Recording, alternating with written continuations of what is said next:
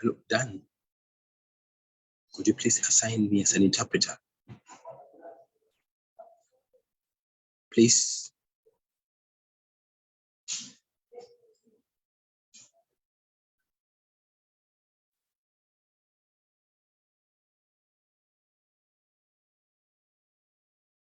Good afternoon. Good morning, everyone. I hope you had a good festive season. Yeah. Happy New Year. I think you are still as we are still in January, I am allowed to still say Happy New Year. Yeah. I would like to welcome you back to the ARZO monthly webinar series. Yeah. This year, it will be another exciting time to be with you the whole year, exchanging on standardization, linking to the current situation on the continent. I am Dr. Mojen Sengimana, Secretary General, African Organization for Standardization, as your host for this webinar on digitization for sustainable inclusive development, ICT accessibility, standards, and requirement. We will be discussing on information and communication technology, accessibility standards, guidelines, and requirement for ensuring that ICT products, electronic information, resources, services, and opportunities are made accessible to all, including persons with disabilities. Today, we have changed our format as ARZO. We will be this year looking at different topics from our member states. ARZO, as an intergovernmental organization, we have currently 43 members, member states, and today, this month of January, we will be having Kenya Bureau of Standards leading the discussions. And we have a moderator who is Zakaria Rukorito. He's currently the Chief Manager of Standards Development and Trade in Kenya Bureau of Standards. He has experience of more than 20 years, and those 20 years, 18 years actually in standardization. He has been a committee manager in ISO TC 285 clean cooking stoves and clean cooking solutions. During the development of the standards that actually we will be talking about today, Zakaria was the one putting together a team, a technical team from the public and private sector to develop this standard. And it's the first ever accessibility standard developed in Africa. Congratulations to Kenya and congratulations to Kenya Bureau of Standards. Lukorito is by professional an engineer.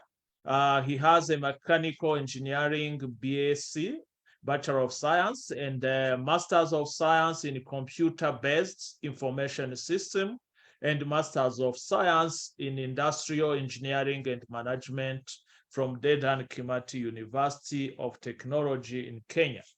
I welcome Zakaria Rukorito as the moderator. Zakaria. Thank you very much, SG, for welcoming me and inviting me to moderate this session. Good afternoon, good morning, and good evening once more again to all our participants in this webinar, depending on where you are joining us from on these ICT accessibility standards. As has been mentioned by the SG, this is, sorry, somebody speaking again. As has been mentioned by the SG, this is the first webinar in 2023, and we are glad as Kenya Bureau of Standards to be moderating and leading this discussion. As has been already mentioned, my name is Zakaria Alkorita, and I'm the Chief Manager of Standards Development and Trade Department at the Kenya Bureau of Standards. I'm told to introduce myself properly. I'm dark, and sometimes I call myself the darkest man on the African continent. I may not be correct. I'm 5 feet 8 inches tall when standing, but I'm currently seated in an armchair. I have a clean shave on my head, no beard, and I'm wearing glasses. I'm dressed in light blue shirt, black tie with dots, white dots, and a navy blue coat. I'm in a room painted green color. I was just checking the walls, and I'm glad to be your moderator this afternoon. In today's webinar, as the name suggests, we highlight the role of information and communication technologies in fostering the social inclusion of persons with disabilities in all aspects of life. Participants this afternoon, you may be asking yourselves, who is this webinar for? I'm glad that this ability or a responsibility for addressing issues of disability because of the nature of their work. It may be persons with or without disability in civil society. It may be public service, national human rights institutions, parliaments, development agencies, universities, as well as the private sector.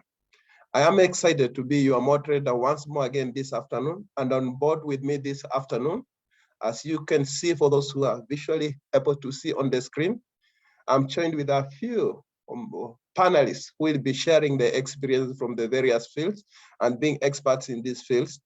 We hope to learn a lot from them. As has already been mentioned, in Kenya Bureau of Standards, we developed the ICT accessibility standards in 2022. We had to put a team from the national standards bodies, from the private sector, as well as regulators across the country to develop these first standards in the African continent. We've made a lot of reference to the EU standards, and I'm glad that one of our panelists this afternoon is coming from the EU CENELEC. Will be sharing their experiences as well on the development of the standards in the EU on accessibility, as well as regulatory framework and implementation. But to start us off, allow me to introduce the first presenter from ARSO, who will give us an overview of the Vision 2030 and a few descriptions on what these standards entail in general form. Members, allow me to project his profile so that we can move together.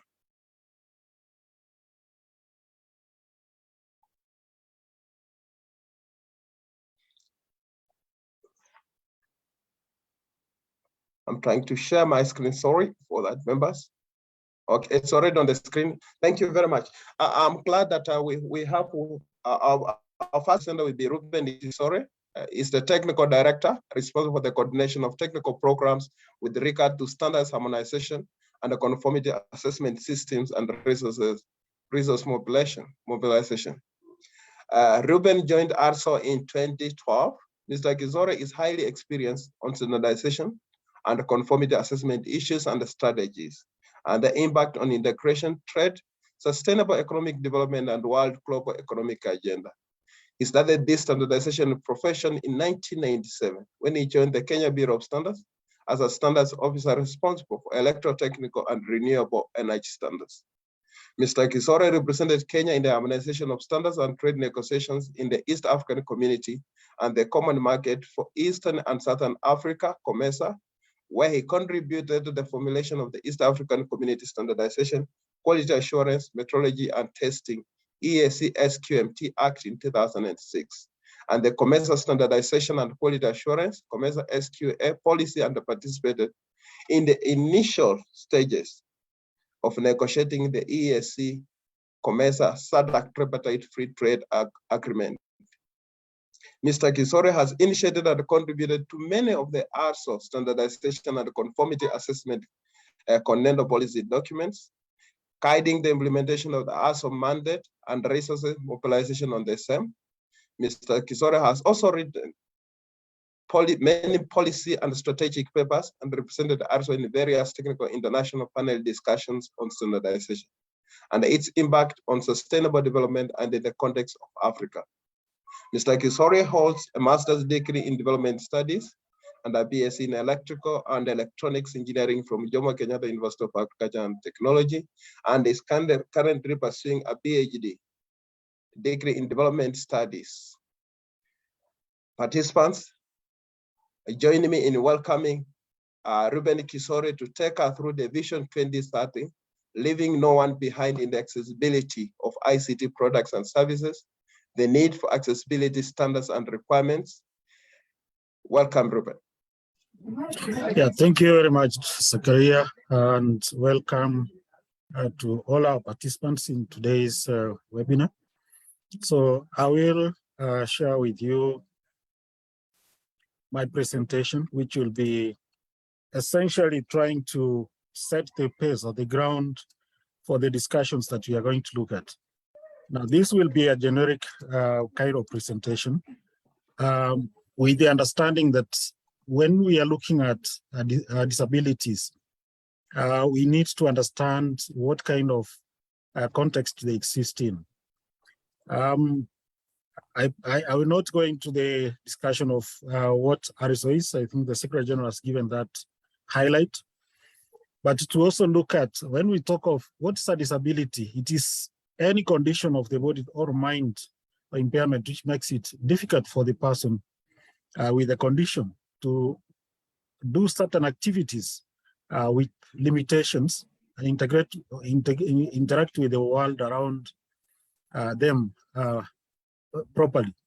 There are many types, such as what we know, there are those conditions which are described as autism, conditions like deaf, blindness, deafness, we have emotional disability, hearing impairment, and more commonly what you see, orthopedic and visual impairments. Those are the ones that perhaps most people would easily identify. As of 2021, approximately 1.3 billion people, or about 1.16% of the global population, experience this disability. Persons with these disabilities are part of the human diversity.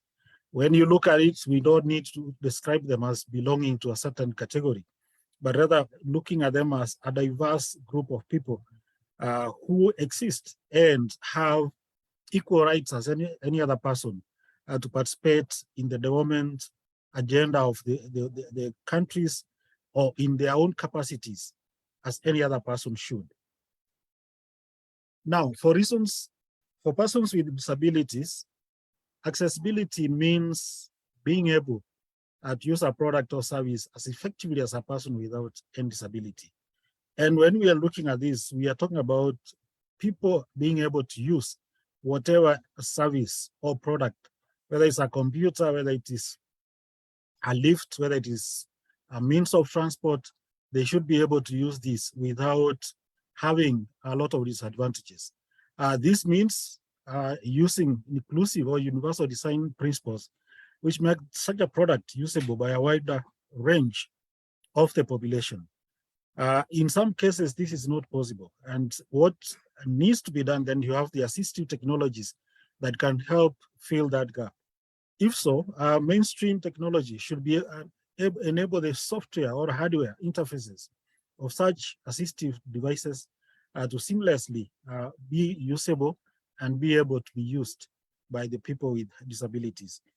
Incidentally, these are the conditions that you expect to be foreseen and incorporated into most of the things we use. But if you look at the way we experience, whether you're accessing a building, whether you are using computer, whether you are using any means, an ATM to access your money, you find that these are not foreseen. In many cases, these are things that are assumed that the people who have these disabilities will be assisted. And now you can imagine that perhaps you are trying to withdraw your money and you are not able to see, and the interface that you have at the ATM does not allow you to get the service clearly, then it means you have to get someone to do it. And what if they do the wrong thing and withdraw perhaps the amount of money that you don't know? Then that's some problem that occurs that has not been taken into account very carefully to ensure that you are not defrauded. So when you talk of accessibility, this is what we mean, that such a person with a disability should be able to access the services of the ATM, the services of any digital interface, without having to overly depend on another person who may, in some cases, not be genuinely good in assisting. So we have barriers to accessibility, and these barriers include institutional barriers. Some of them are legislative practices, although we have seen a lot of countries trying to remove these barriers, but there are those legislative discriminatory practices that cause the problems. We have fiscal barriers which prevent access for persons with disabilities to the physical environment. If you are going for transportation, buildings, roads, various indoor and outdoor facilities such as schools, housing, medical facilities, you find that they do not take into account this. And therefore, sometimes you find that even in a school that a child is supposed to go to, because of some physical disabilities, and they are not able to do, and they are supposed to look for special schools, which are very expensive. Affordability, you find that if you look at Africa, for example, where you have a lot of people with disabilities, most of the times these people do not have employment. They do not have the resources, and therefore their incomes and education are limited. The opportunities for employment are limited. The information barriers, and this is what you're addressing today, is that these are barriers that prevent access for persons with disabilities, particularly those with a visual impairment, to get the information that is in brochures, television, among other ways. And then we have the culture where people think that those who are disabled, they are a problem to the society, and therefore they are supposed to be hidden. And then we have communication or availability barriers. Particularly, you find that there is no interface that allows these people with disabilities to access information, to access websites, to access screens which do not have, for example, audio, interpretations that can give the information at the disabled. So you can imagine being in a lift that does not have the audio, and you don't know by which time maybe it has reached, what floor is it in, and this causes problems. And we have lack of awareness or attitudinal barriers where people think that these people with disabilities are very expensive to get to get the services that they require, and therefore the products become expensive, and they are costly. You look at what are the obligations that we have under the Convention for Rights of People Living with Disabilities. The countries have this, and I'm setting this so that we can know what we really need to do, the obligations that we have as institutions, what we need to do. We need to develop, promulgate, and monitor implementation of minimum standards and guidelines for accessibility of facilities or services open or provided to the public, taking into account the needs of persons with disabilities. So whether you are a private organization, you are a public organization, these are the minimum requirements. Provide training for stakeholders on accessibility issues facing persons with disabilities. Do stakeholders understand when they are putting up facilities that people with disabilities need to access them? So if it's a hospital, if it is an office of government, does it have that kind of facilitation? Providing buildings and other facilities open to the public, signage in Braille and in easy to read and understand formats. So that tactile understanding or filling of the information, just in case there is no guidance. Can these people be able to read and understand where their convenience rooms, where their, exit, those in case of requirements for exit?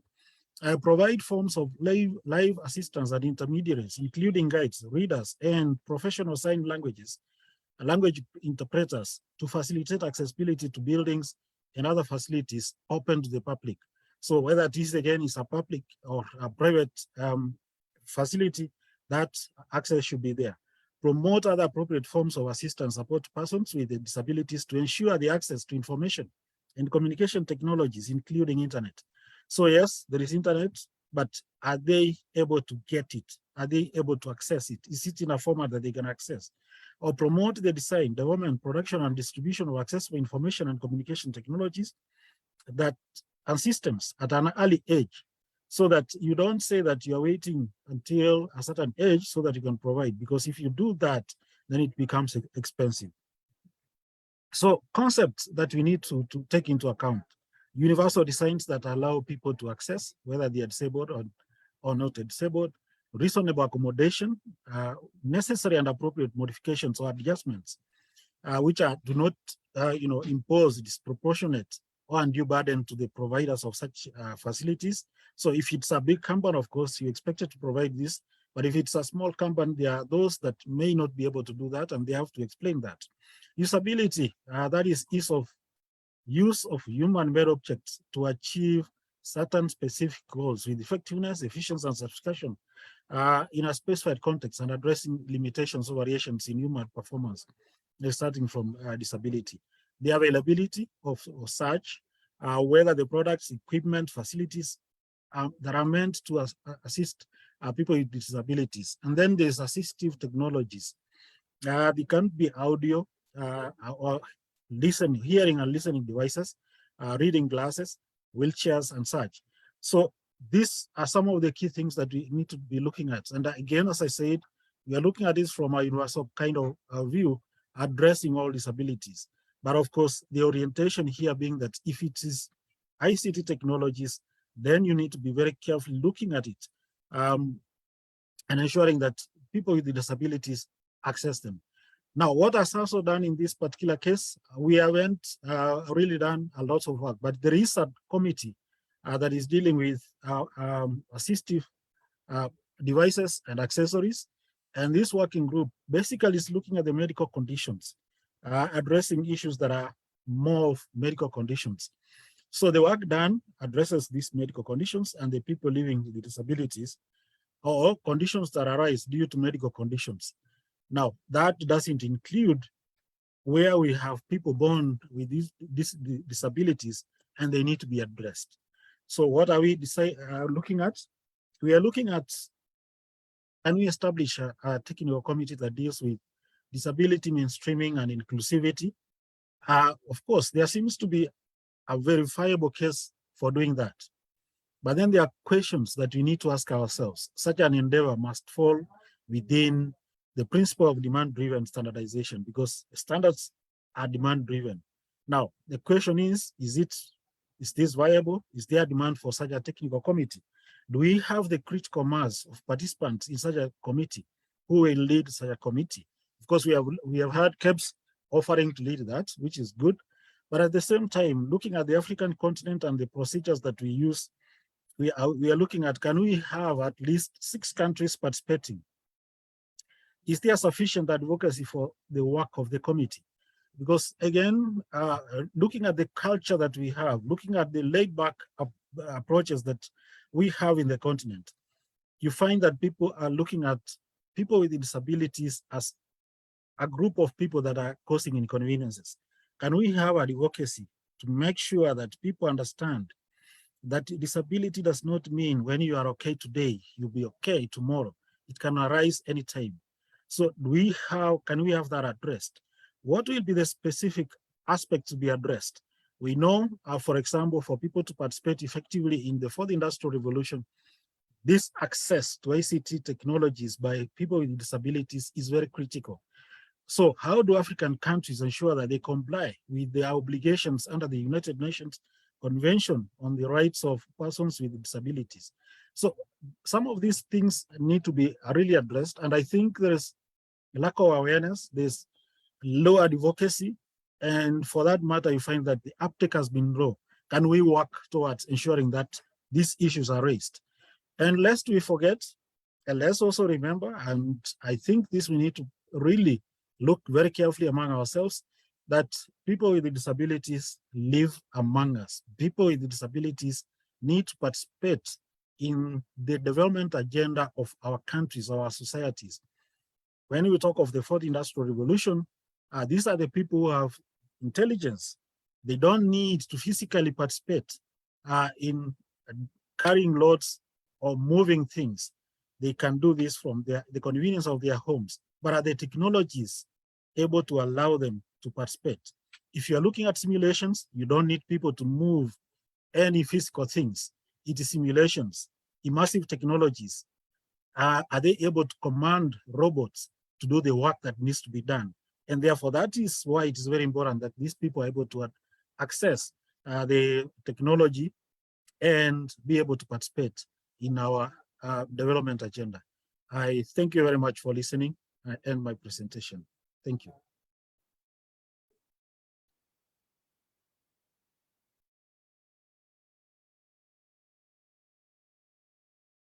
Thank you very much, Ruben, for that presentation. I picked from your last and concluding section that leaving no one behind. Very key indeed that we need to move together, that we leave no one behind. And they've critically mentioned quite a number of issues surrounding leaving no one behind, specifically noting that 16% of the global population is persons with disabilities. Mentioned a few challenges on accessibility of the products and services, which should be accessible to a large population. You indeed mentioned quite a number of barriers, but notably I noted the physical barriers where it is very difficult to get those who are affected to be involved wholly, as well as affordability of the products and the services. Most importantly, you mentioned something about setting minimum standards, taking into account the needs of people with disabilities. As a follow-up question, Ruben, could you kindly tell us what are the ICT accessibility standards and requirements in a very brief sentence? What are ICT accessibility standards and requirements? Thank you, Logorito, and thanks to our participants. When you look at the accessibility standards that we require, there are quite a number of issues that you need to look at. Are the people with disabilities able, for example, as a minimum, are they able to interact with the interfaces that allow them to operate the computers, for example, to understand the key? When I look at even my computer, it doesn't have the necessary braille that can allow a person with a disability to even type and know that they are typing. They are actually entering the right characters or the right numerals. So these are some of the things that are required. Now, when they're also doing that, and because I've been to a class, of course, where we have had people with disabilities and they have learned with us and passed well, they are doing the assignments. Are they able to, when they are answering questions, able to key in and get an audio feedback that tells them that they have actually written the right word? So some of these are the things that we are looking at. And then the content that you put online, am I able, if I go online, to access the information that is already there? If I'm going to a government office and there are some certain instructions, are they in a format that a person with disabilities can understand without having to be told visually by somebody, or in an auditory way? So these are some of the minimum standards that we actually require. And you find that, yes, they are deemed to be special needs. And I think that's the kind of what we need to start avoiding, that they are special needs. And therefore, they need special funding instead of mainstreaming the funding into provision of such things to our people. Thank you, Rupen. Well, thank you very much for that response on the ICT accessibility standards. And indeed, as Kenya Bureau of Standards, as I mentioned, we developed the Kenya standards on ICT accessibility specifically, and that's why I was raising that question. And we are looking at two standards, one on requirements and another standard that looks at the conformity of the ICT products and services as well. Ruben, are these standards important to African development and industrial organization, as you've mentioned in your presentation? Yes, indeed. And I think that's why I was emphasizing that in the kind of situation we are in now, everyone needs to participate in the development agenda of the continent. And one of the ways is to ensure that the people with disabilities are enabled, because one thing that you notice, again, is much as people may be visually impaired or physically impaired, they have the brains and they're intelligent enough to participate in our development agenda. And as the fourth industrial revolution is approaching, you realize that what we will need more are the brains of the people rather than their physical presence or their physical manipulation of items or industrial machines. Using those technologies, it is more urgent that these standards are utilized, the facilitation is made, and in that sense, then it is possible for them to participate in our development agenda and facilitate the growth of the continent much more effectively than when we have left and assumed that they do not have a role to play. Thank you, Rupen. Indeed, leaving no one behind.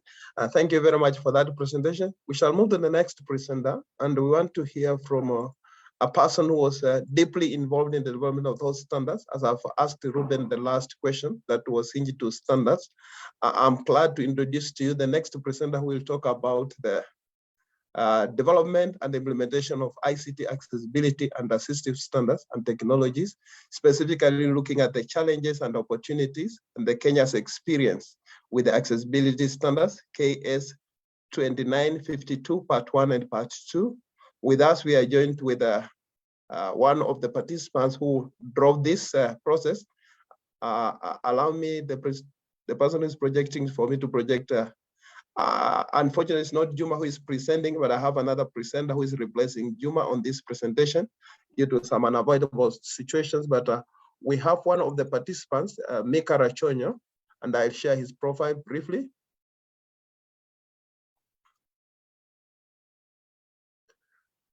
Thank you. Mika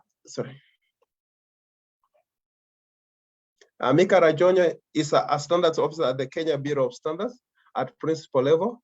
He's involved in the development of economic standards. Economic standards are important for ensuring products and services are fit for use and safe. The principles of the economics encompasses universal accessibility, and it's important that we are talking about ICT accessibility as well. Mr. Rachonyo was one of the officers who was deeply involved in the development of the e-accessibility standards.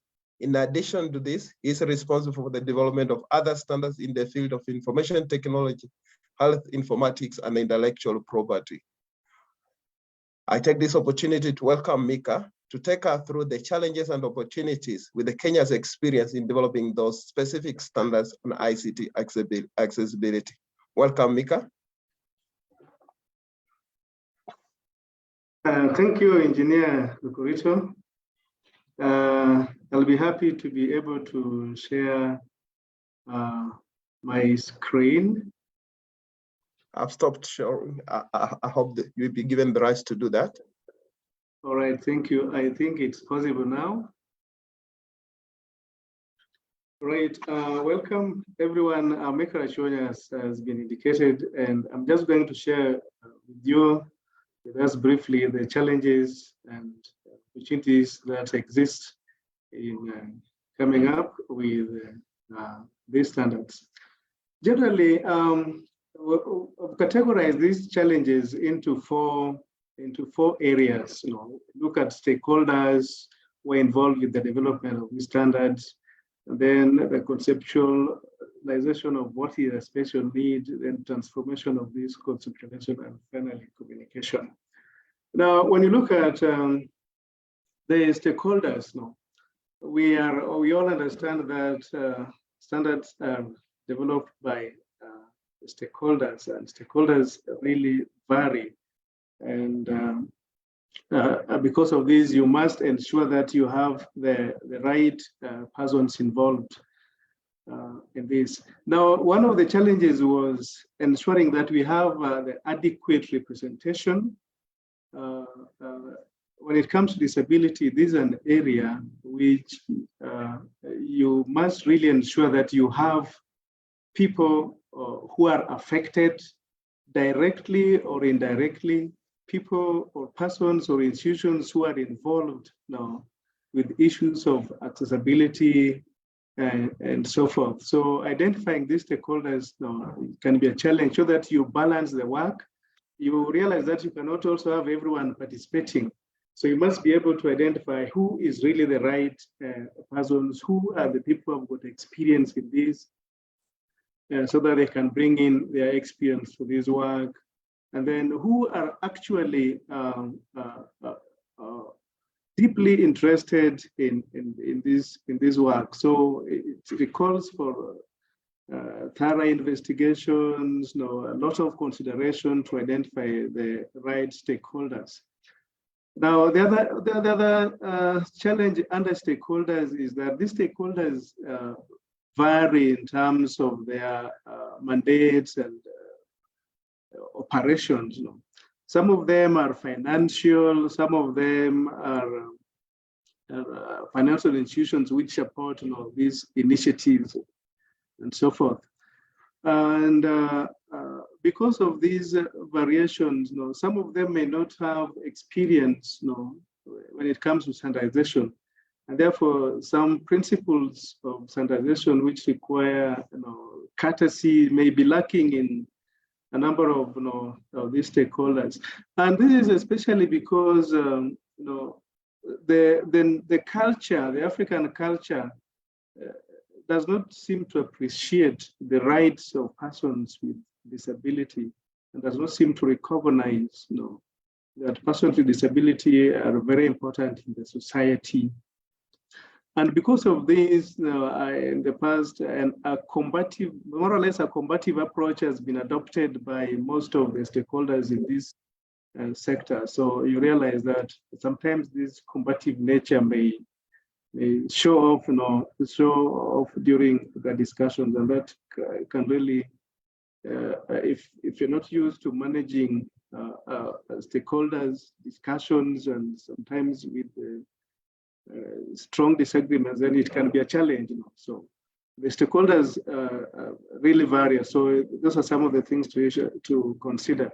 The other thing is that we noted that there is more of competition when managing stakeholders rather than collaboration. Collaboration is very important, but we noted that some stakeholders prefer to look at one another as competitors. Competition is good, but when it comes to coming up with standards for the benefit of everyone, then we need collaboration. So in managing stakeholders, you can expect to face that challenges. The next challenge under this category of articulating or understanding the needs, what is really a special need? We noted that most stakeholders, this concept or idea is new in the sense that it has been heard of casually, in the past, but no deep interest has really been put into this. So when you talk about, what special needs, so most people don't really seem to be familiar with this idea. So that's another challenge which must be overcome during the discussions. Then again, the special needs are diverse. From physical to visual to hearing, even to motor, coordination, mental, and so forth. So again, it's important that your stakeholders really appreciate this now. So again, that is another challenge we face, having just to have people understand that these needs are diverse. They are not only diverse, they are unique to individuals. The experience of one person with disability is different from the experience of another person with disability when it comes to their social environment and economic environment. Then it's important that now the committees or meetings which are managing these things, that participants are able to clearly articulate what these needs are. And because you're not going to look at one particular individual or one particular category of needs, but you're going to look at different, for example, services or products which can be used by everyone, and different people have got different needs. So inclusivity, being able to articulate these needs and while considering inclusivity is very important. Then a number of, we also know it's a little difficult for participants to see how these needs are integrated into the social services and economic services. This picture does not come out clearly to a number of stakeholders. So that's another challenge which must be overcome, and which we also had to struggle with. Then the challenge category number 4 is actually transforming the needs. The needs have been identified, they have been articulated. This is what it is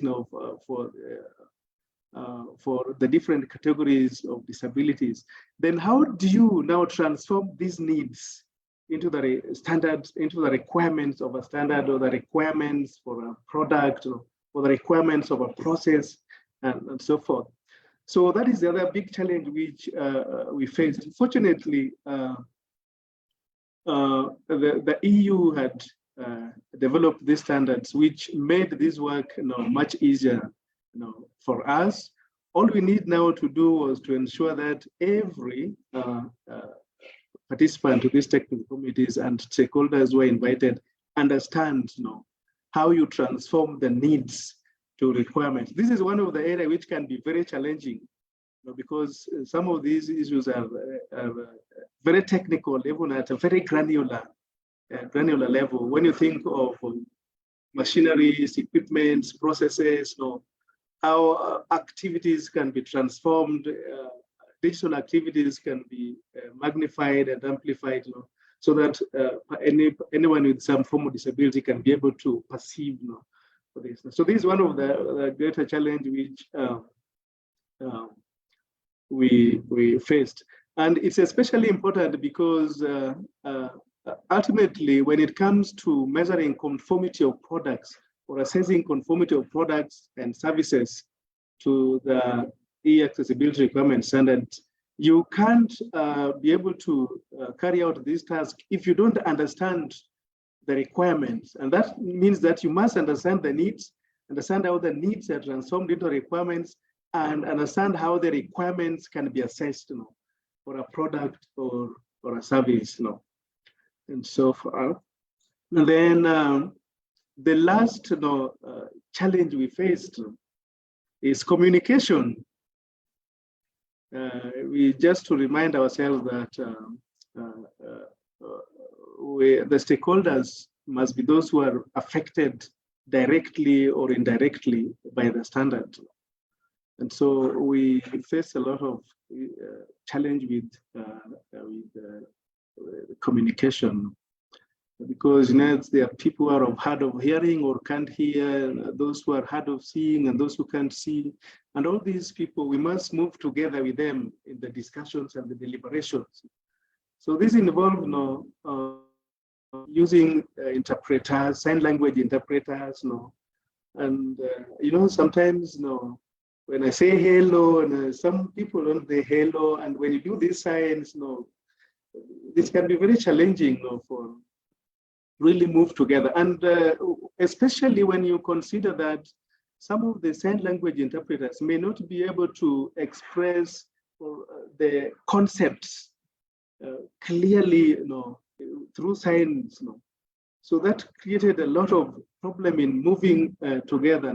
So you can take even a whole day talking about one sentence so that everyone understands what does it mean, one concept, so that it is expressed clearly to everyone, who is part of the meeting.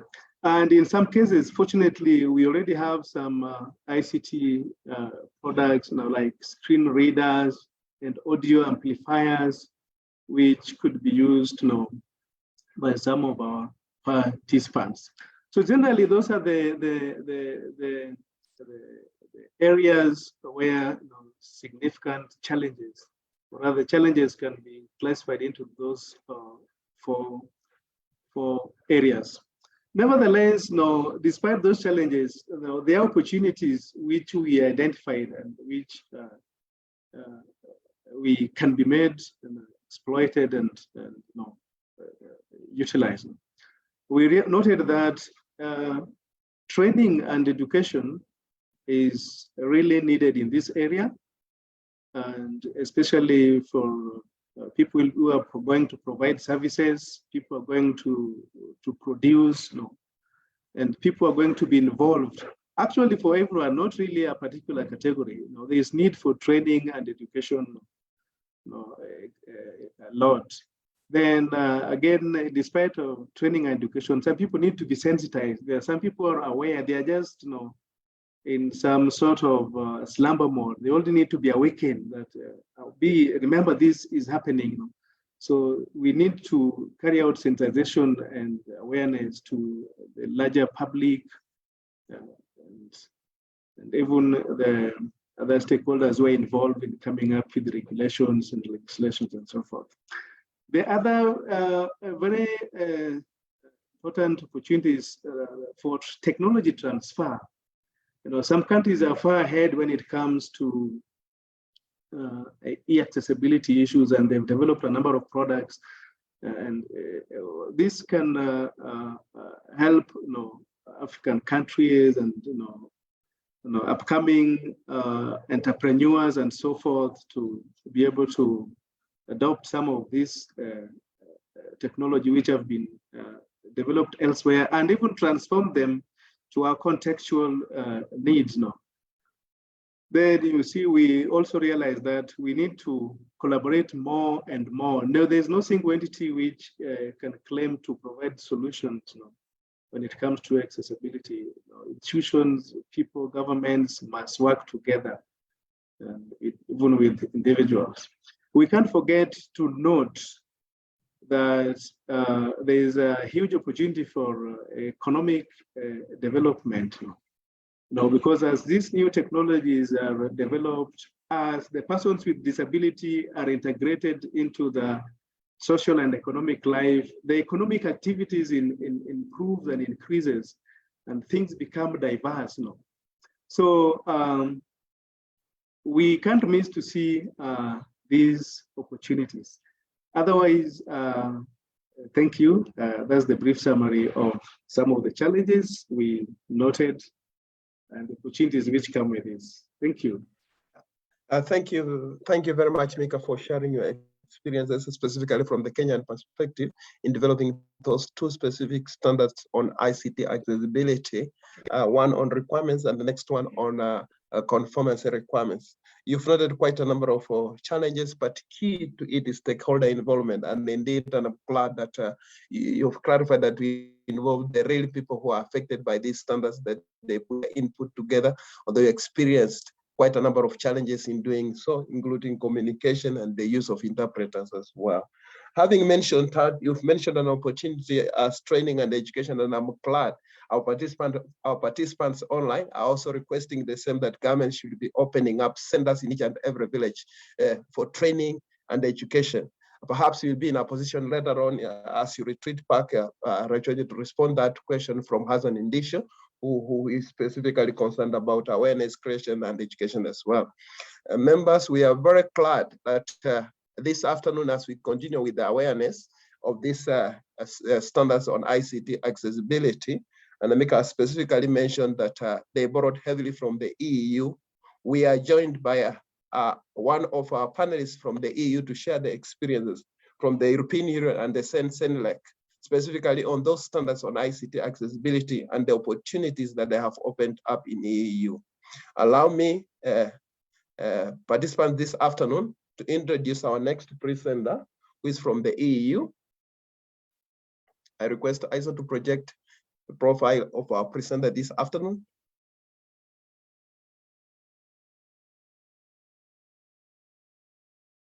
Okay, thank you very much. We are glad to have been joined by Inmaculada Plasencia Borrero, currently from the EU Directorate General for Employment and Social Affairs. Back home, Inmaculada has worked as a product manager in 2 automotive companies, Future and General Motors, and afterwards joined the European agency EU IPO in Alicante, where she was dealing with IP matters. She has 14 years experience in the European Commission that started in the field of state aid, and she moved to DG CRO in 2013 to deal with the competitiveness of automotive sector. She has joined her current position covering corporate social responsibility and peace and sustainability 4 years ago, and is one of the co-authors of the proposal for a directive on corporate sustainability due diligence.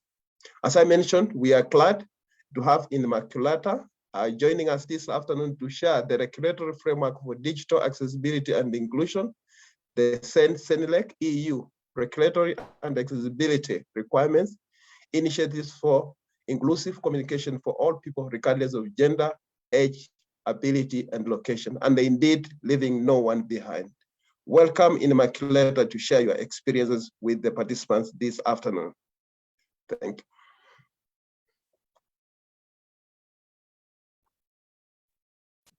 Good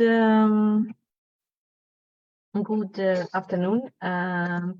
I sent a little message in the chat. I hope you can hear me well, because that... Yes, we are hearing you. Okay, because that interesting CV was in fact not my CV. So I will briefly introduce myself. I have been joining the European Commission since '91. Since then, I have been working on disability and accessibility matters, as well as on assistive technology. I was working on policy programs related to persons with disabilities, like the Disability Action Plan and the strategies for the rights of persons with disabilities, and also leading the team that works on the implementation, first conclusion and then implementation of the UN CRPD. And in addition, my main tasks are related to accessibility. So I was the author of quite a number of mandates on accessibility, mandate 376, 420, 473, and now a new standardization mandate 587, for which I will tell you a little bit about. So I have been asked to explain you the ICT, European ICT policy framework, including standards and, of course, legislation, and the role they play. Let me start by saying that at European level, we have quite a complete ecosystem of ICT accessibility legislation. We have accessibility obligations that are put directly to economic operators. So, in other words, economic operators, manufacturers, importers, service providers, they have to comply with a number of accessibility requirements before they place certain products and services in the market. These products and services include computers, operating systems, self-service terminals like payment terminals, ATMs, ticketing machines. It also concerns telephones, tablets, anything that is used for telecommunications, and devices that are used for audiovisual media service. In relation to the service themselves, there are specific requirements for electronic communications, for access to audiovisual media service, certain ICT-related elements of transport services like websites, apps, mobile devices, electronic tickets and ticketing, real-time information. We also have got requirements for consumer banking services to be accessible also online, for electronic books and their dedicated software, and e-commerce. So in Europe, from 2025, all e-commerce websites will have to be accessible. So these requirements that I share with you relate to one piece of legislation, which is the European Accessibility Act. Now, we also have got, in relation to obligations to economic operators, the legislation, the Electronic Communications Code for telecommunications, that contains additional requirements, and the Audiovisual Media Service Directive that contains requirements for audiovisual media services on accessibility. This is the first category of legislation. The second category of legislation is obligations, accessibility obligations to public authorities. And there I have to mention the Web Accessibility Directive that requires that websites of public sector bodies are made accessible for persons with disabilities. Now, we complement these, let's say, direct requirements to those owning these technologies with two kinds of horizontal type of legislation. One is public procurement. So the public procurement directives, the legislation in Europe requires that when contracting authorities make the tender specifications, they require the subject matter of the purchase to be accessible when these subject matter, so whatever they are buying, products, services, infrastructures, would be used by people. And in this case, it doesn't matter whether it is persons working in the contracting authority or members of the public that are going to be using or confronted with these purchases. In addition, we have some requirements on accessibility when using EU funds. So when member states spend the funds, they are required to ensure that accessibility is respected. So this gives you a little overview of the requirements that we have for accessibility in the area of ICT in our legislation. Now, as this meeting is mostly about the use of the standards, I would like to say that I will refer now a little bit to those standards and the use of standards in connection of those pieces of legislation. So in the area, I mean, many years ago, the Commission, the European Commission, we asked the European standardization organizations to develop standards on accessibility. The first standard I will refer to is EN 301549, that it is about the accessibility requirements for products and services. The second one is about design for all, and it is EN 17161.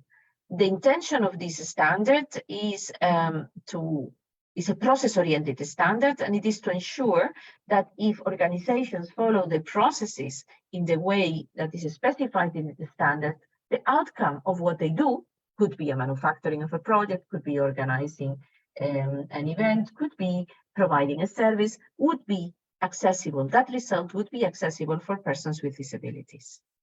Now, the third standard I would like to refer to you is about the built environment. It's about usability and accessibility of the built environment, and the number is EN 17210. Now, focusing now on the use of these standards. These three standards can be used in public procurement. They are voluntary and they can be used in public procurement in order to purchase accessible. So it can be also be used in the context of the funds. The idea is that authorities can point out to the standard or equivalent, assessed in European legislation, in order to purchase, for example, accessible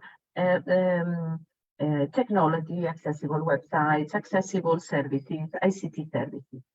This is the first use in relation to procurement.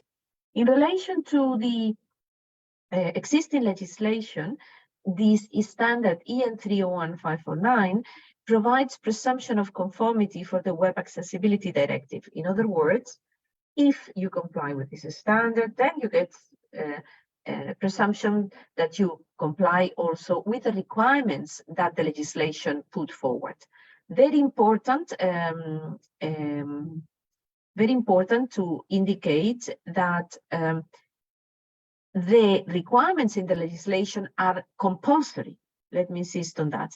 The requirements in the standards are voluntary. They're just a way to show that you comply with the compulsory requirements in the legislation. Concerning the European Accessibility Act in relation to the products and services that I mentioned, we just issued this standardization mandate 587. There we ask that the standards that I mentioned, in this case including EN 301549, will be revised in order to make sure that the requirements are well addressing the legislative requirements that we have in the Act. Because the EN was developed following first a policy mandate, develop an ICT standard, very simplifying a lot. Secondly, it was revised in mandate 554 in order to make sure that it contained requirements adequate for compliance with the Web Accessibility Directive, the directive of public sector bodies, websites. And now we're asking, please make sure, revise this standard to make sure that it complies with the European Accessibility Act requirements, mandatory requirements in legislation. In addition, in this mandate 587, we are asking the European standardization organizations to develop several new standards. We are asking them to develop one specific standard for access to emergency telephone number, to emergency communications. In the case of Europe is number 112. And the idea is that the authorities that need to reply when they get calls, accessible calls to 112, would be also answered in accessible formats. And the legislation, the directive is very clear into this point. We need to have real-time text, we need to have total conversation. Then we have another new standard that is going to be developed, dealing with non-digital information, and there will be a third new standard addressing support services. So when you have a banking service, a telecom service, an audiovisual media service, if you have support provided to the public, that support service provided to the public will need to be accessible. Well, with this, I hope I have given you an overview of what we have in Europe, and in terms of ICT accessibility legislation and standards. And now I remain available in case you have questions. Thank you very much for your attention. Thank you very much, Immaculada. Your name is a bit difficult. I hope I pronounce it correctly.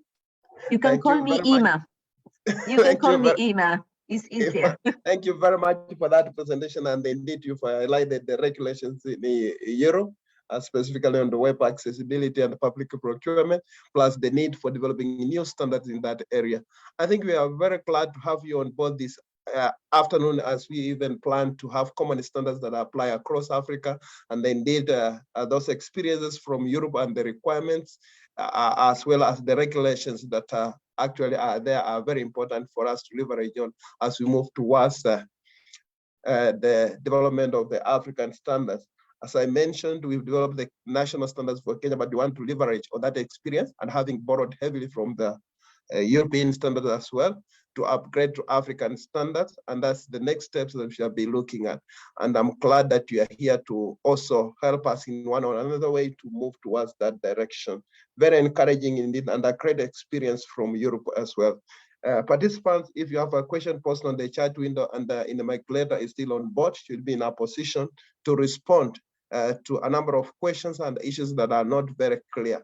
But a quick one in the Immaculata. In your opinion, how are the regulatory frameworks on digital accessibility standards important in achieving prosperity for all?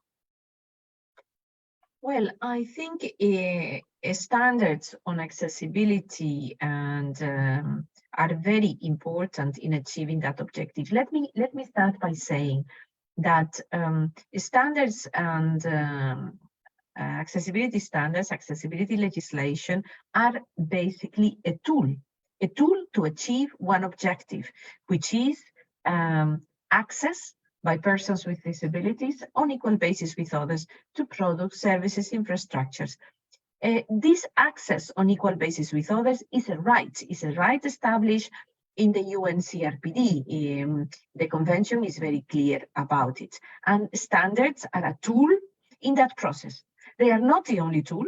It's very important to say, because normally they are voluntary, they contain technical requirements to achieve that equal access, and they deal with accessibility. And to achieve that equal access, in addition to accessibility, we need to have reasonable accommodation. So standards on accessibility play a critical role in preparing in advance, in this case, the technologies to remove most of the most common barriers that persons with disabilities face.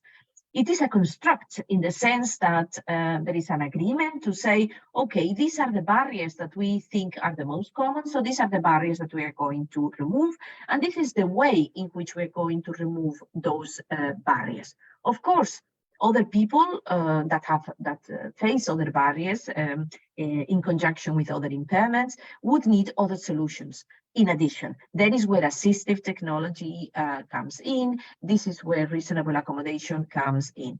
Let me highlight one thing, and that is that the European legislation, the European Accessibility Act, for example, is about accessibility, is about the using of these accessibility standards, but it requires that economic operators need to say how their accessible products and services interoperate with assistive technology. So that concept of including assistive technology, the link to assistive technology in accessibility is very, very important. And standards can help us to improve the interoperability, to facilitate implementation. So I hope I have answered your question. And if I may, sorry. Continue. No, I just wanted to say that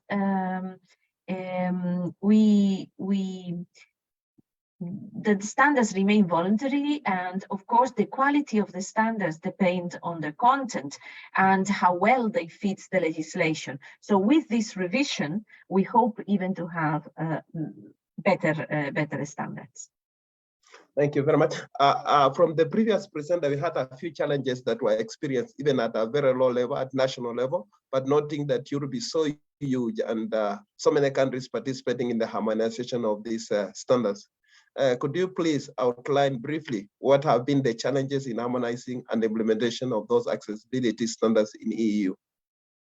Okay, so in fact, when we started development of EN 301549, I'm talking about launching the first mandate back in 2005. This is when I wrote, we issued the mandate, yeah? So long time ago. We were kind of lucky because there were not so many accessibility standards in Europe.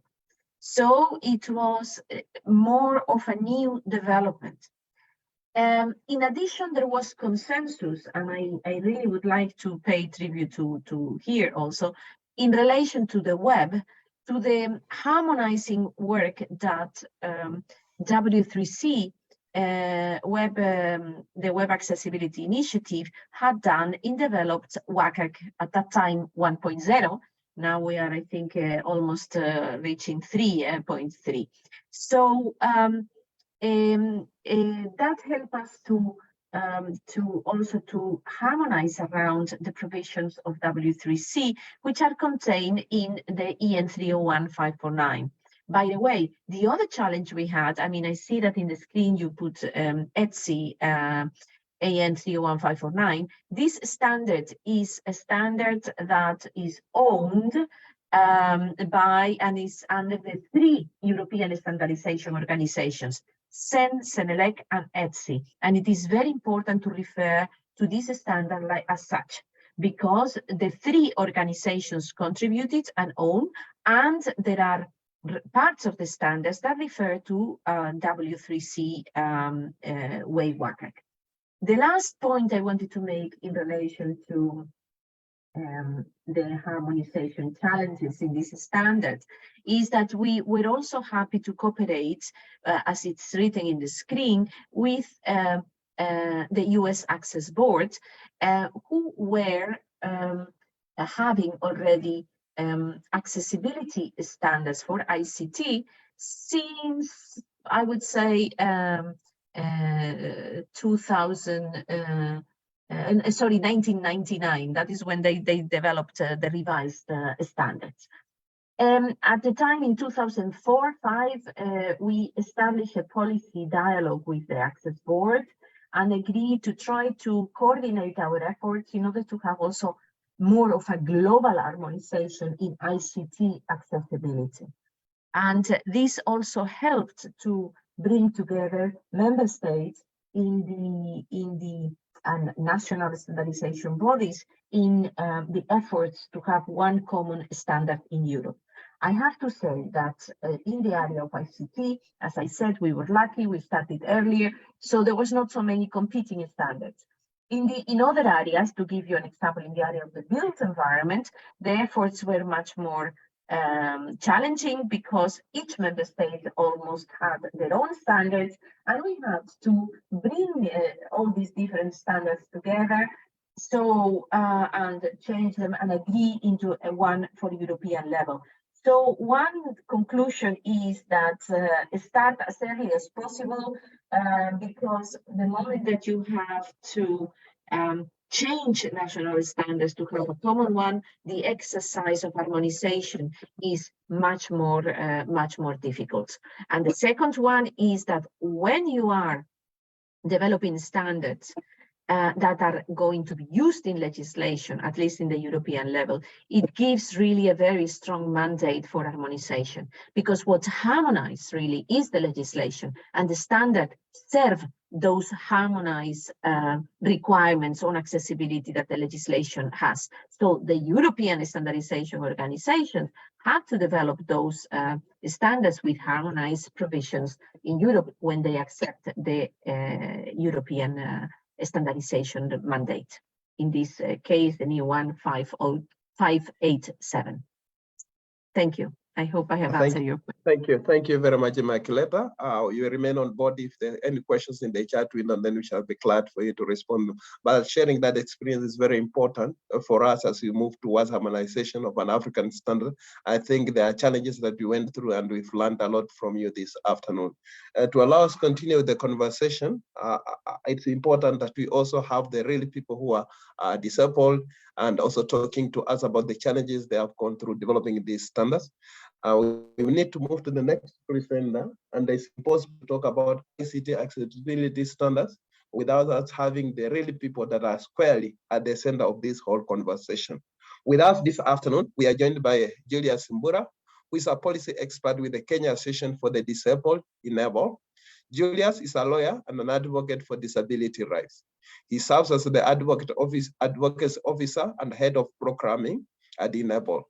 He's also a mentor, motivational speaker, spoken word artist, and a car enthusiast who reviews cars by touch and feel on his YouTube channel, Julius Superchat. Julius is a VIP, visually impaired person, and lack of sight does not limit his aspirations and drive to push boundaries that haven't been pushed before. He strives to live a heart-centered life by being a pathfinder for young PIPs, showing them that it's possible and that they have so much potential in life.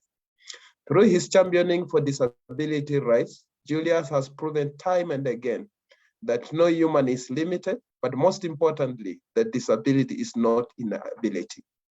His mantra is lifting perceptions, and he continues to do so by showcasing powerful stories on Enable's platforms that depict capabilities. As the advocate officer, he gives blind children a voice, as well as empowering them to push for what they are most passionate about. Julius indeed was part of a technical committee that was involved in the development of the first standards in Kenya and in Africa on ICT accessibility requirements and conformance. We are glad to have you, Julius, this afternoon to share with us on the shared vision for a better world, sustainability and standardization, realizing the interdependencies, ISO sustainability, SDG standardization strategies. Welcome, Julius, to share your experiences on this. Thank you, Engineer Lukurito. It's great to be here, and it's also wonderful to have progressive conversations around persons with disabilities being included in processes like standardization and policy making, and also the implementation of such. I would say for the past few years, it has been great to the disability community to understand that we have moved away from the charity model and we are headed to the empowerment model of looking at things. And I would say disability exclusion comes in different forms. When you have information or content or even services that are not accessible to persons with disabilities, you are leaving a very huge population of people not having to access the information and content that we intend to disperse to the public. At Enable, we envision a world that sees disability not being as a limitation to any individual. And with this, we empower persons with disabilities through assistive technology and digital accessibility. We also allow persons with disabilities to be contributors of the economic growth and great pillars in the society, such as employment and also the educational sector. I would say we have platforms that are created for the purpose use of the public, and also innovations that come up to help the society progress, but without integrating accessibility into these wonderful innovations, then we create stumbling blocks for persons with disabilities. Over the past few years, I have immersed and I am a beneficiary of the program, Computer Assistive Technology Program, that Enable started at the school levels, where we have computer labs to train blind and low vision students to use computers, because technology is a key to opening up persons with disabilities to the world. And the kind of public services that I have interacted personally that are not accessible at all, including websites for the governmental and governmental agencies that are not accessible at all. It's not that I don't know how to use technology. I am a heavy user of screen readers and technologies that enable me to access information as well as interact with platforms and use in and out such services that provide digital format information and content. But without having created this and developed all these technologies without accessibility in mind, I struggle a lot to get information, get to websites and portals such as e-citizen portals, the KRA return service and iTax portal, without having to involve someone else.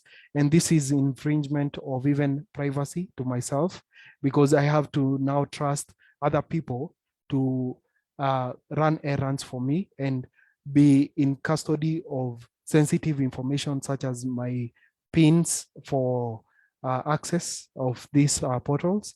So these are public domain services, public services, and we also have private services in the private sector that are not accessible at all. In the public sector, also the judiciary, if you look at the processes and procedures, they are not accessible as per se, because we have so many blind and low vision lawyers, also judges, the likes of Dr. Laibuta, who's at the Court of Appeal, but they are not able to access information that is digital. And after COVID-19 pandemic, most of the information was taken online, or most of the systems were actually digitalized to reduce the in-person kind of processes that you have to go to the registry and file in submissions and all that. All these services have not yet been made accessible, and this leaves persons who have disabilities to depend on other people rather than be independent in their running of their activities. In the private sector, we have very beautiful websites, very beautiful apps that are meant to be used by the public, but they are not accessible from the ground up. And some of these services are very crucial in our integration into the society. Most of them are created, and they try to integrate accessibility later on, which is only cumbersome, because if the system and the software was not created in such a way that it can accommodate persons with disabilities, they incur costs, and they live at stages where you are locked out of some of these services. Just think of yourself being in a room and there is no door for you to get out. So for you to get out, you have to devise ways and create literally a door for you to actually access the outside. And when you start putting into consideration all the aspects that are supposed to be in place for you to actually come up with a new door, instead of having improved on what was there, then it becomes very expensive. Some of these are apps are actually for even mobility. If you look at the hailing taxi apps, they are not accessible at all, and it ends up being an inconvenience to someone else who is supposed to be running their own errands, bringing them into your personal life.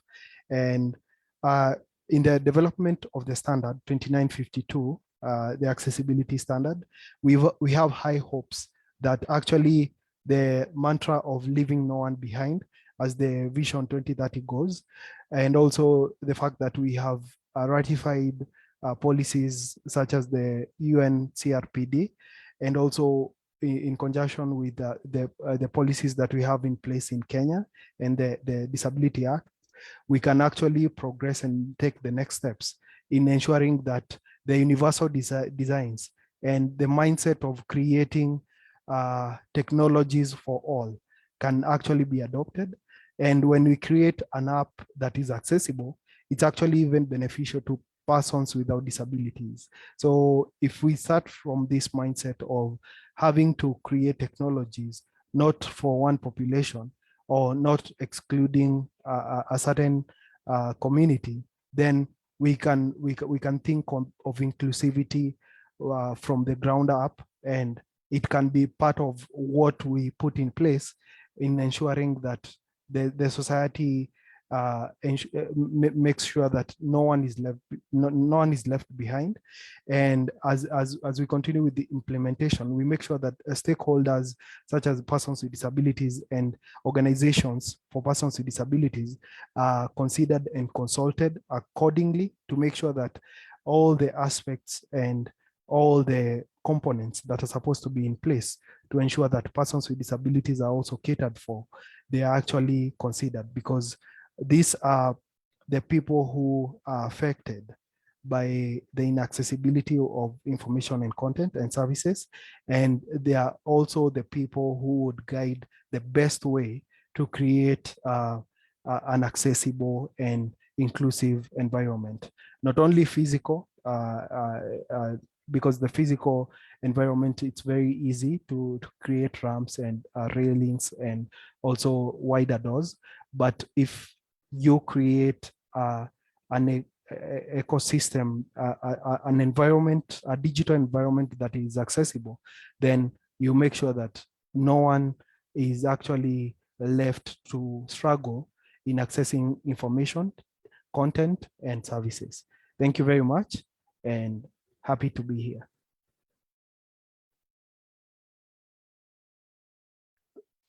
Thank you very much, Julius, for sharing your experience, and you've mentioned a number of challenges. And we've started with the development of the standards at national level, but as has been mentioned, borrowing from the EU or experience, the next steps will be for us to upgrade to have the African regional standards. But as we discussed that one, Julius, you've mentioned quite a number of challenges that you experience as a person, a person with disability. From your personal point of view, what are some of the digital exclusion specific ones that are faced by the disabled in accessing and use of ICT, specifically ICT products and services? And then also you can follow up with responding to perhaps what do you expect in the government and the standardization policies to address this problem? Thank you, Locorito. I would say the most, the biggest exclusion when it comes to digital accessibility would be in the formats that information is put on, especially like websites, portals, these government systems. And it's created in such a way that it's just a PDF. We have PDF formats, but we have accessible PDF formats. And we also have formats such as the EPUB formats, especially the EPUB 4, that is very accessible. And in this, we make sure that even when you're giving instructions, you don't say click here, go here, because if you look at screen readers, they follow certain commands. And if you use the visual commands that are there, for example, on the PC interfaces, if you say click here, the person who's blind or low vision, we don't normally use the mouse. So in our interaction and navigational commands, we can't click. We navigate with the tab button or the arrow keys. So if you want to make it accessible for me and for people who are using screen readers, you describe what is it that you want the person to do. If you want me to register at a certain link, don't say click here. You say tab until you hear register, then enter. Those are the keystrokes that we use on the keyboard, because we can't necessarily look and dart our eyes to see the screen and follow the commands. And again, if we want to implement some of these policies, we have to go to the core issues of what is it that is mandated by the government to the governmental agencies or even the different bodies that are providing public information and content and services, and what are they supposed to do. If you look at the standard, the 2952, it actually gives, it has two parts, the requirement parts and the conformance. If they follow the guidelines to the letter, they can actually make it an inclusive and accessible environment, a digital environment for persons with disabilities. So I would urge that we don't just say we're supposed to do this and that and leave it at that. We go as far as actually being or putting ourselves in the shoes of persons with disabilities for us to understand what is needed to be done, and actually going as far as implementing and also involving them in the implementation. Thank you. That's very powerful indeed, Julius. And I think it's very important. We can go on and on. But finally, how is the UN Convention on the Rights of Persons with Disabilities and this optional protocol instrumental in this process? Thank you, Locorito. We have the UN CRPD and the optional protocol, and Kenya has ratified, and we actually recognize such policies under Article 2 of the Constitution 2010 of Kenya. And if you look at Article 9 of the UNCRPD,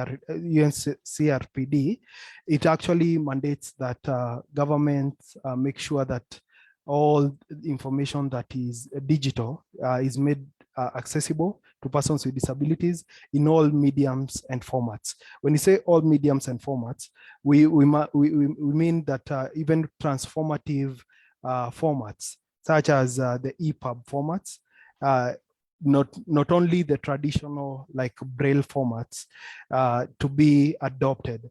And if you look at the guidelines that are given even in the optional protocol, is to ensure that even the preprint formats that are accessible, that are available to the public, they are converted into either Braille formats or transformative forms for people who are blind and low vision, so that they can use these materials without having to incur liability.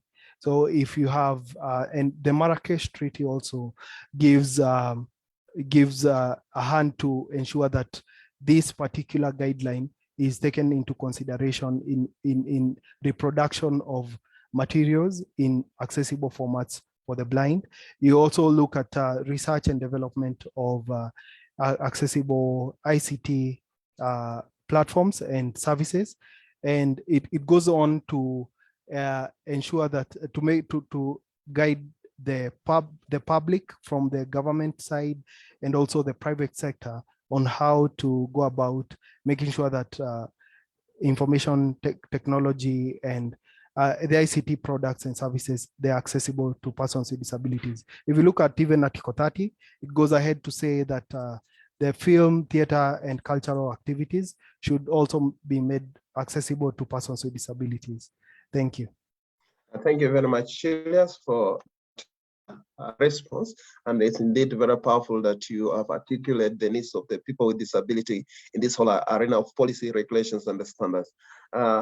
Finally, we want to hear from our last panelist this afternoon, so that we can move to the last area where we can respond to a few questions being raised here and there on the chat window.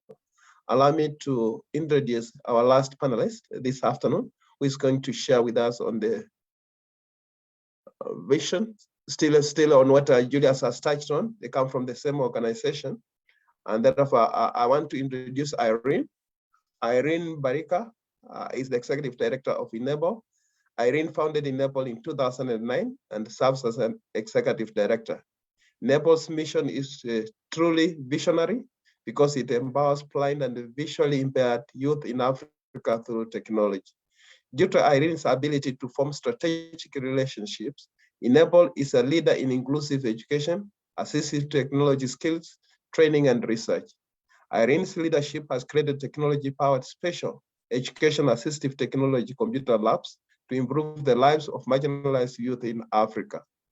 To promote digital accessibility in Africa, Irene is a host of the Inclusive Africa Conference that brings together various African countries to address digital inclusion across the continent. In collaboration with the Kenya Bureau of Standards, Enable, and the stakeholders, Irene has led the development of the Kenya Standard for Accessibility, ICT Products and Services, that's KS2952, the first in Africa. She's a member of the W3C Web Accessibility Initiative Steering Council.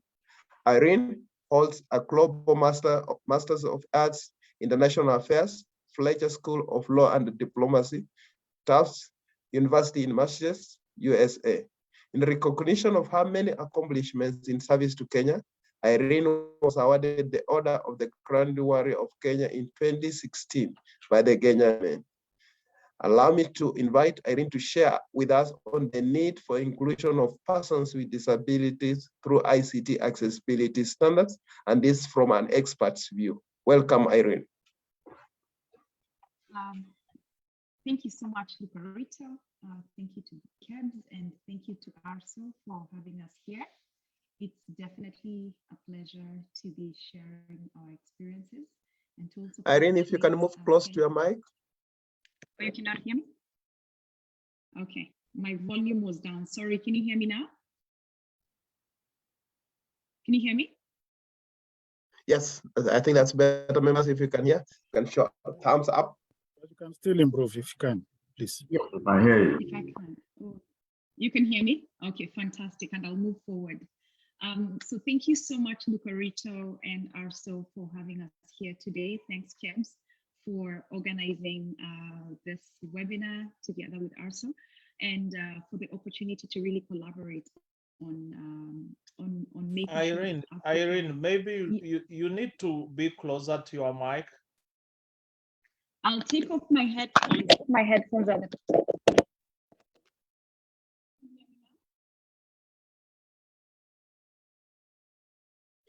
Irene, we can't hear you at all. We can't hear you.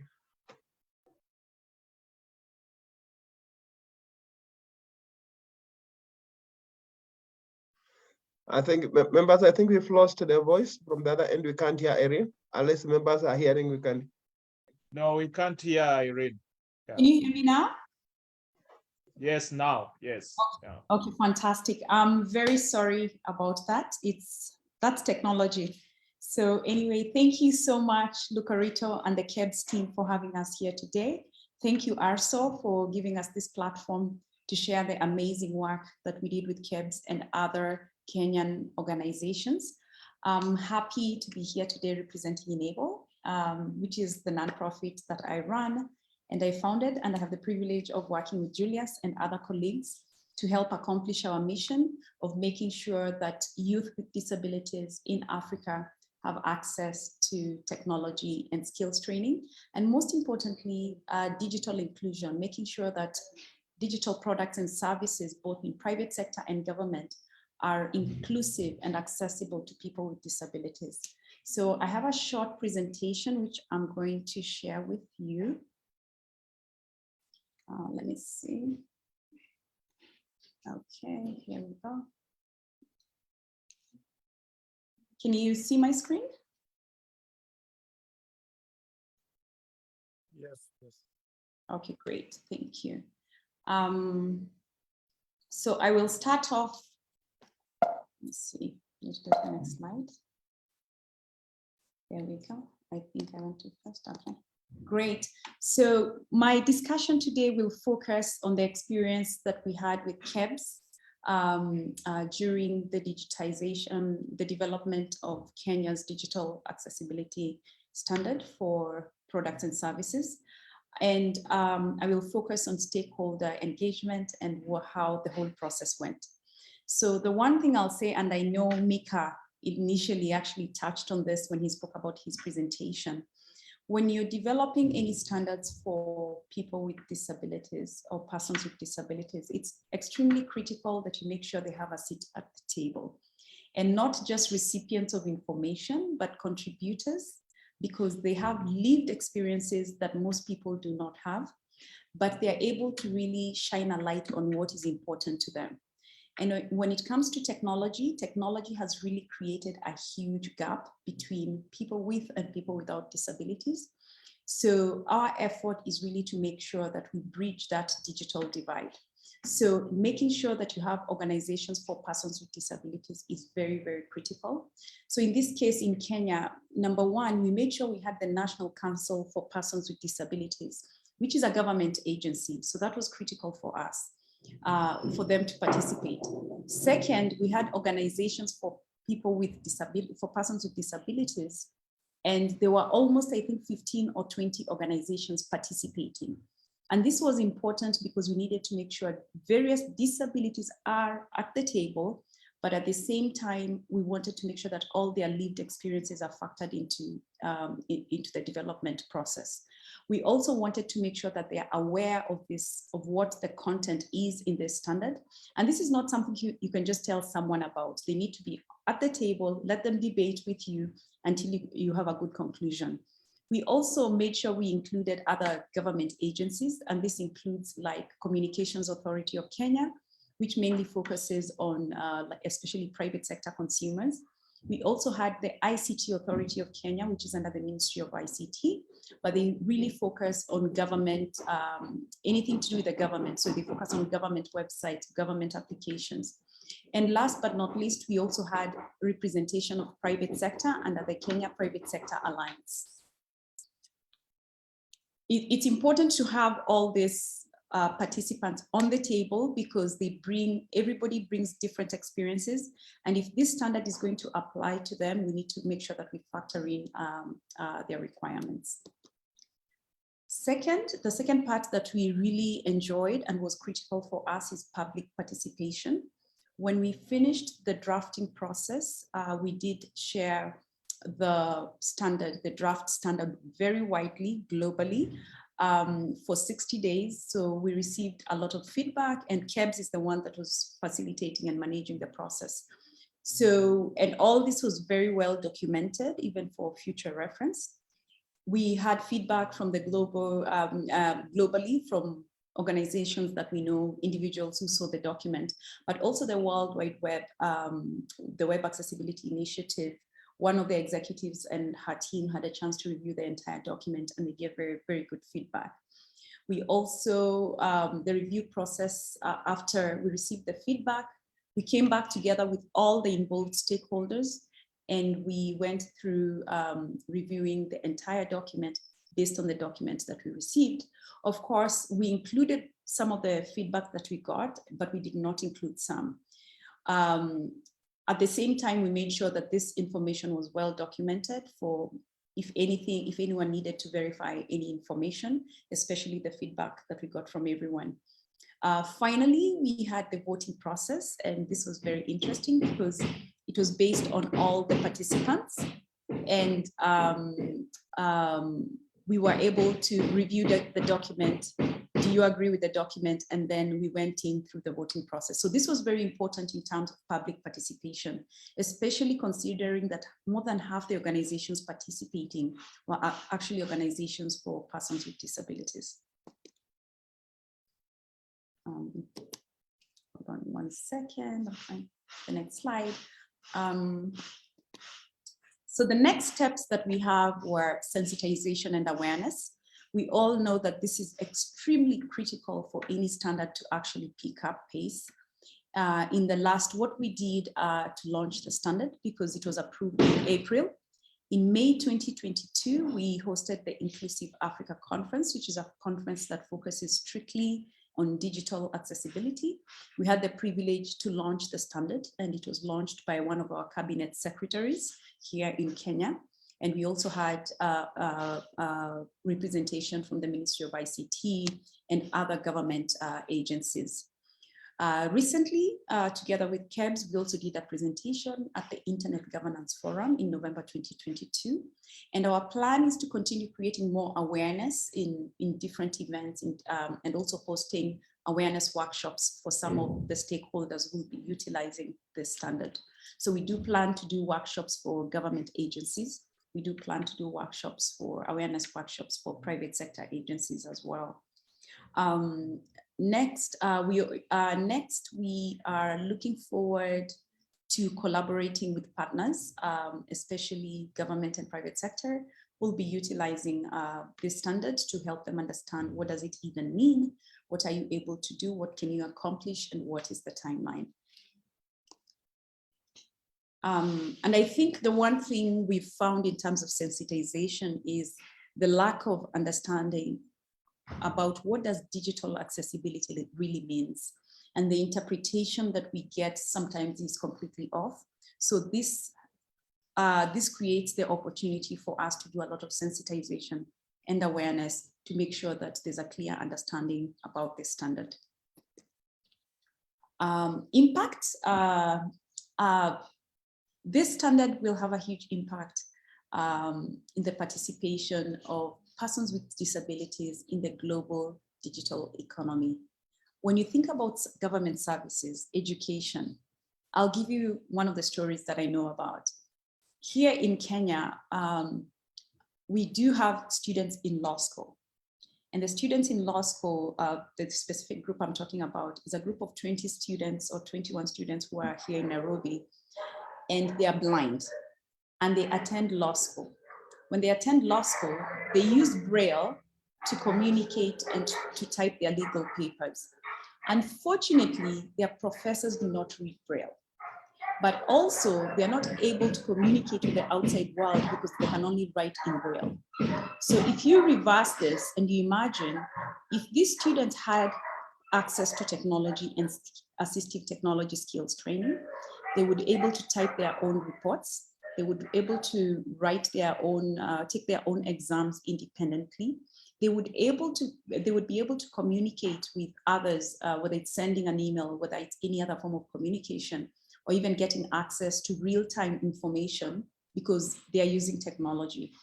But we have to think about areas like healthcare. The government is providing healthcare services. We need to make sure whatever services are offered, they are accessible to people with disabilities.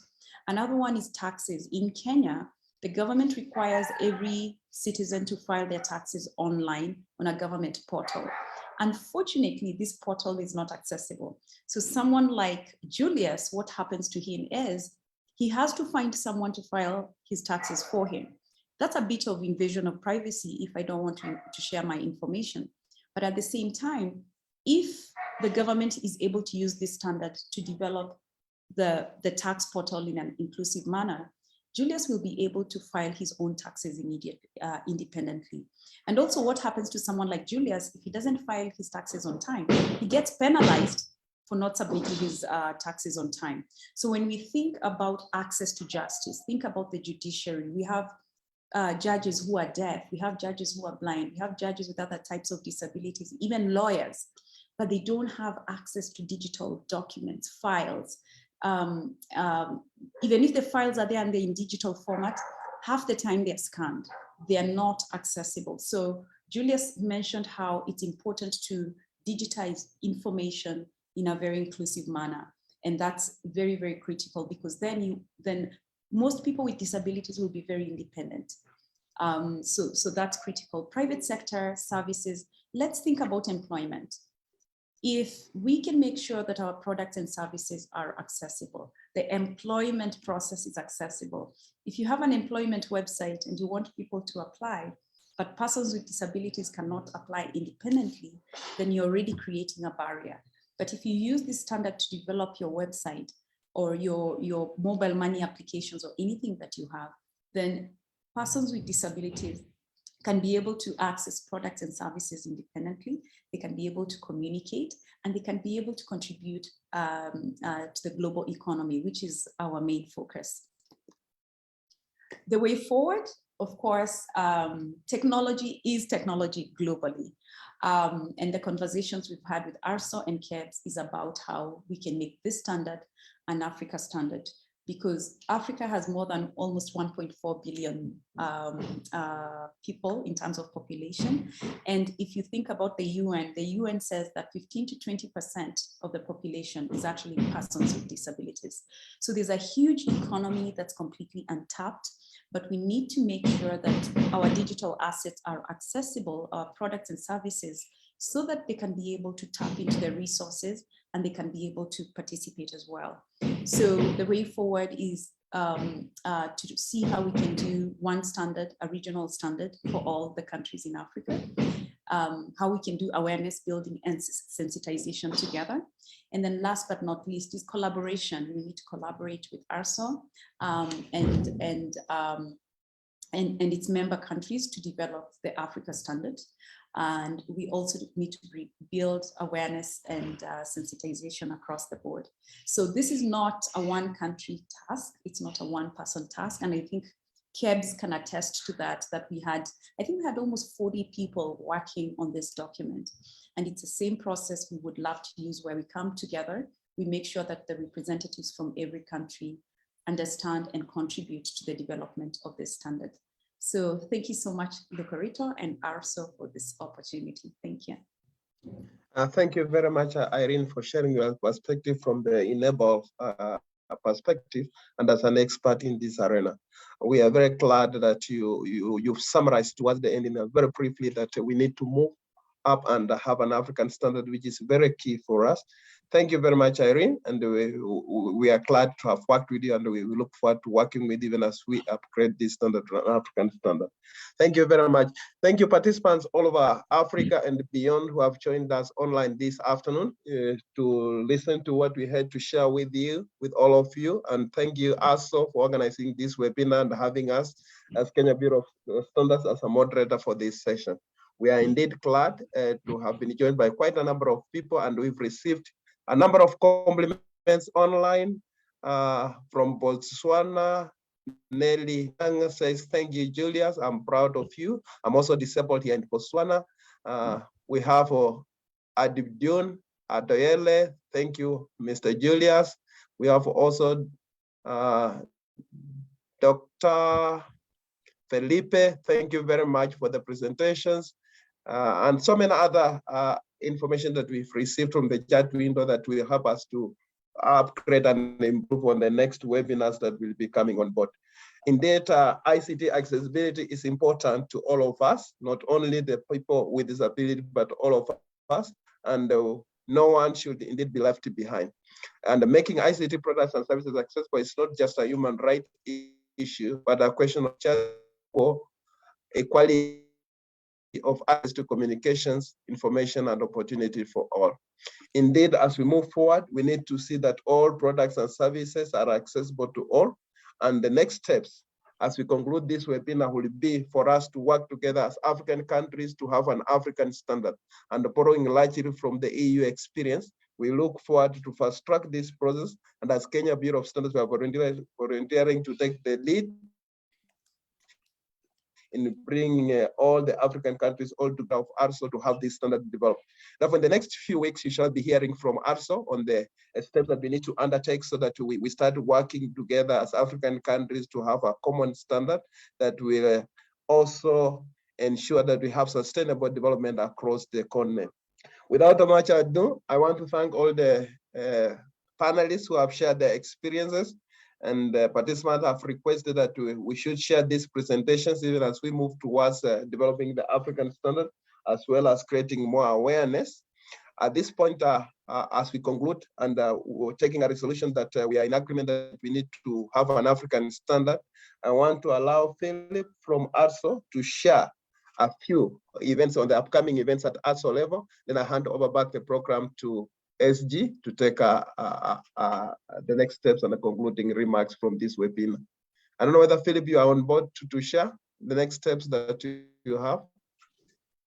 Philip, the slide that was on the screen. Thank you, Corito. Yeah, the information we would like to share is that we are looking forward to our February webinar, which will be dealing with project, program, and portfolio management. This webinar will be led by Cameroon. We'll be having a moderator from our member state, Cameroon. I take this opportunity to thank all our participants. We have had more than 100 people participating in this webinar. I thank the presenters, the speakers, and I would like to take this opportunity to thank you, Zakaria, for the good moderation. One key issue that, as you mentioned, we are looking forward to see an ARSO standard, an African standard on this accessibility standard, looking forward to see Kenya Bureau of Standards leading the whole process. And actually, we should start right away. We will be waiting for you, Lucorito, and your team to send the new work item to ARSO for other follow-up with our standard management committee. I thank you and have a nice day for those who are starting the day. Have a nice evening for those who are starting their evening. Thank you and goodbye. We can probably have a photo if you can put on your camera. We have a photo of the new year, the first webinar, put on your camera. And I ask Dan, can you have a screenshot? Can you put all participants and we have a different screenshots? Dan? Okay, I'm just giving them 5 minutes, or sorry, 30 seconds so that they can put on their camera and then we proceed. Yeah, put on your camera and a nice smile for the 2023.